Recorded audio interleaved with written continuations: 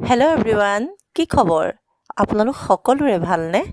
বিহুত ঘৰলৈ যে গৈছিলোঁ, ঘৰৰ পৰা আহোঁতে ঘৰৰ পৰা কেইজোপামান মানি প্লাণ্ট লৈ আহিছিলোঁ। প্ৰথমে বগা টাবটোতে ৰখাৰ ব্যৱস্থা কৰিলোঁ, কিন্তু ডাল বেছি হোৱাৰ বাবে আৰু দুটা টাব কিনি আনিলোঁ। কিন্তু টাব দুটাত পানী দিওঁতে দেখিলোঁ তলৰ ফালে সৰু সৰু দুটা ফুটা আছে। সেয়েহে এমচিল দি ফুটাকেইটা বন্ধ কৰি ল'লোঁ। এতিয়া কম পৰিমাণে পানী দি ২-৩টাকৈ ডাল দি টাবকেইটা ভৰাই দিলোঁ। ঘৰত মানি প্লাণ্ট ৰাখিলে সৌভাগ্য বৃদ্ধি হয় আৰু ধনৰো বৃদ্ধি হয়। সেয়েহে মইনো কিয় পিছ পৰি থাকোঁ?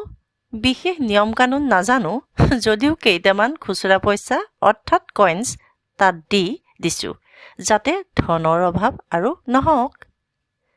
খুচুৰা পইচাকেইটা বহু দিনৰ পৰাই গোটাই ৰাখিছিলোঁ। পানী অকণমান কম হ'ল।